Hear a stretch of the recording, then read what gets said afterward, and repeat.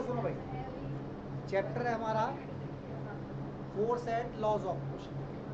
ठीक है, क्या नाम रहेगा चैप्टर का? Force and.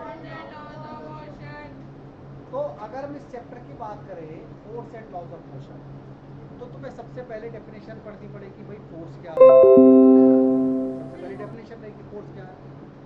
तो अगर तुमने किस चीज को पुश करा या किस चीज को पुल करा और ऐसा करने से उसकी पोजीशन चेंज हो गई,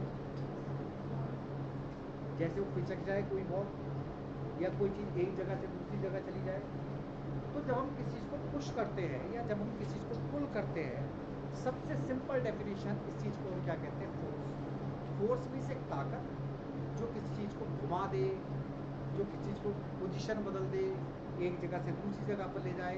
तो 9th की बुक में जो सबसे सिंपल डेफिनेशन लिखी है फोर्स की, वो लिखी है ए पुल एंड पुश, या a push and pull on a body which can change state of rest. Rest को चेंज कर दे, भाई कोई चीज रेस्ट में है, तुमने क्या करा? उसकी पोजीशन को चेंज कर दिया। या फिर state of uniform motion, body uniform motion में थी, तुमने क्या करा? उस मोशन को बदल दिया, कम कर दिया, ज़्यादा कर दिया, डायरेक्शन बदल दी, शेप बदल दी। तो ऐसा पुश और पुल जो शेप बदल दे, जो स्टेट ऑफ रेस्ट बदल दे, जो यूनिफॉर्म मोशन को बदल दे, इस चीज़ को हम क्या कहेंगे? फोर्स। तो कोई तुमसे पूछे फोर्स क्या है, तो सिंपल सिंपल तुम क्या बोलोगे? ए पुश और pull which can change position, which can change state, which can change uniform motion, which can change direction. ये सारी चीजें हमारे पास में क्या कहलाएंगी? फोर्स कहलाएंगी। क्या कहलाएंगी हमारे पास की सारी चीजें?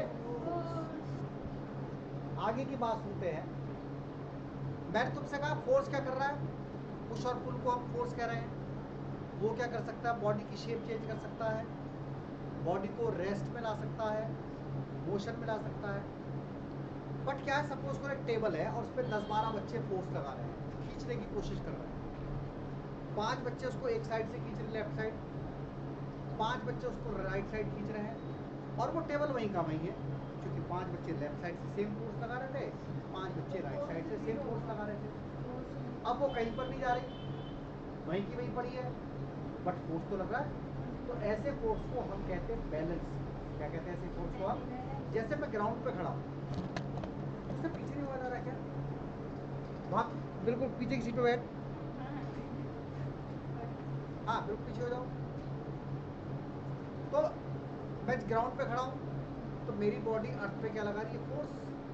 बट उतना ही फोर्स अर्थ भी मुझ पर लगा रही है। तो ना तो ग्राउंड नीचे को जा रहा है, ना मैं ऊपर को कूद रहा हूँ। सपोज करो मैं चद्दर पे खड़ा हो जाता है ऐसी डंडे पर लगा करके, तो चद्दर फट से नीचे गिर जाती है।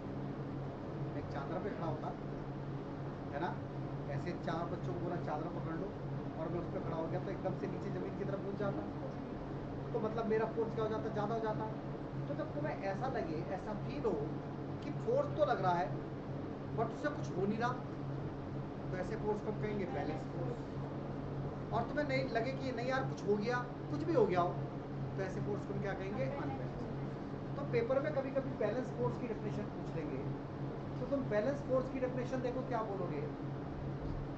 तुम कहोगे कि भाई बहुत सारे फोर्स लग रहे हो, अभी लिखना नहीं है, when a number of force acting on a body, बहुत सारे फोर्स लगे हो, do not change state of rest और यूनिफॉर्म मोशन, ना तो वो रेस्ट को चेंज कर सके, ना वो यूनिफॉर्म मोशन को चेंज कर सके, then the force acting on a body are said to be balance force. तो ऐसे फोर्स को हम क्या कहेंगे? Balance force. तो बैलेंस फोर्स किसको कहा जा रहा है? बहुत सारे फोर्स लगने चाहिए, बट बहुत सारे फोर्स लगने से काम कुछ नहीं होना चाहिए, ना तो स्टेट चेंज होनी चाहिए, ना रेस्ट में है तो रेस्ट में रहना चाहिए, मोशन में है तो मोशन में रहना चाहिए, जैसी पोजीशन है वैसी रहे, और फोर्स लग रहा हो, तो ऐसा फोर्स क्या कहलाएगा? Balance force. क्या कहलाएगा? Balance force. तो क्या बना बैलेंस फोर्स? बहुत सारे फोर्स लग रहे हो एक बॉडी पर, 2 हो सकते हैं, 3 हो सकते हैं, 4-5 हो सकते हैं, बट बॉडी पर कोई भी चेंज, बॉडी में कोई भी चेंज ना हो रहा हो, ऐसे फोर्स को तुम क्या कह दोगे? Balance force. ऐसे फोर्स को हम क्या कह देंगे? Balance force. बट आगे सुनो, अगर मान लो बॉडी में चेंज हो जाए, अगर बॉडी में क्या हो जाए, चेंज। भाई तुमने बहुत सारे फोर्स लगाए या एक फोर्स लगाया, बॉडी की स्टेट चेंज हो गई, बॉडी रेस्ट में आ गई, या बॉडी किसी और चीज में पहुंच गई, उसकी शेप चेंज हो गई, तो ऐसे फोर्स को क्या बोल दोगे तुम, अनबैलेंस फोर्स।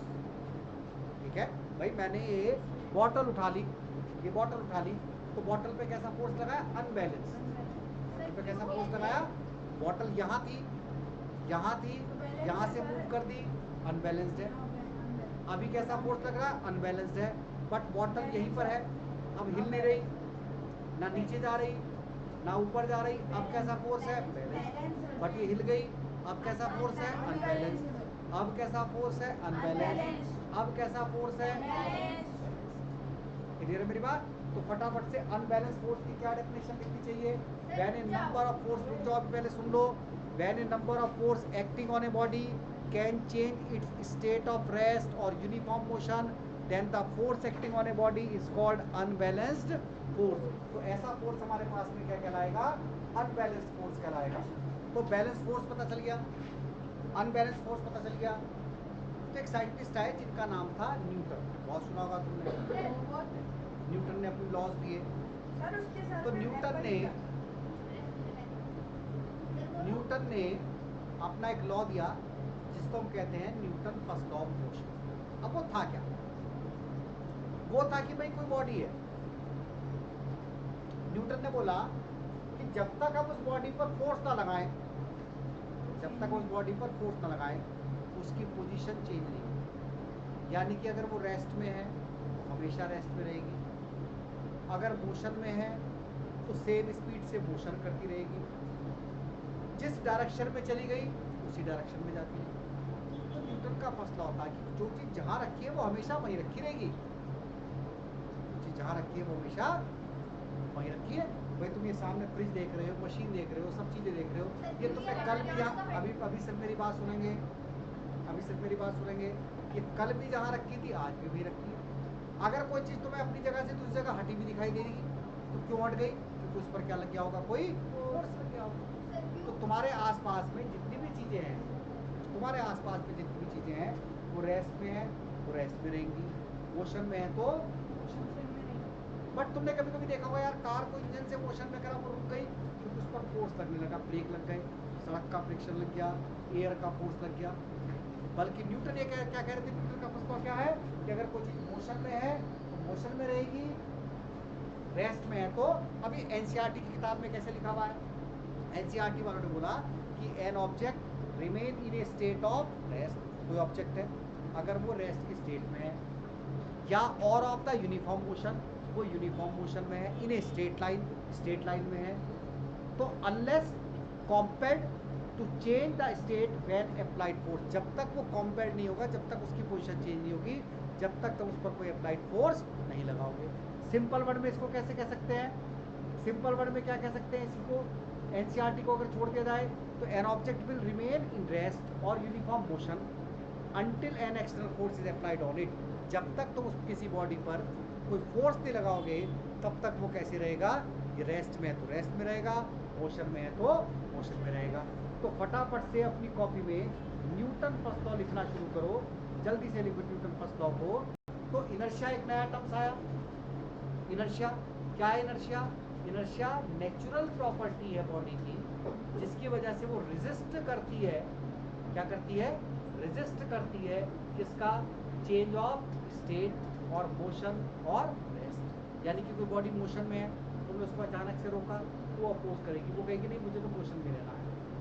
कोई बॉडी रेस्ट में है, तुम अचानक से उसको मोशन में लाने की कोशिश करोगे, वो कहेगा नहीं जी मैं तो रेस्ट में थी, रेस्ट में रहूँगी। तो हर एक बॉडी, चाहे वो सजीव हो, लिविंग थिंग हो, चाहे वो नॉन लिविंग थिंग हो, अगर तुम उस बॉडी की पोजीशन चेंज करने की कोशिश करते हो तो वो क्या करेगा, अपोज करेगा। एक एग्जांपल ले लेते हैं, मान लो तुम कार में जा रहे हो, मोशन में गाड़ी है, तुम्हारी बॉडी भी मोशन में है, तुमने क्या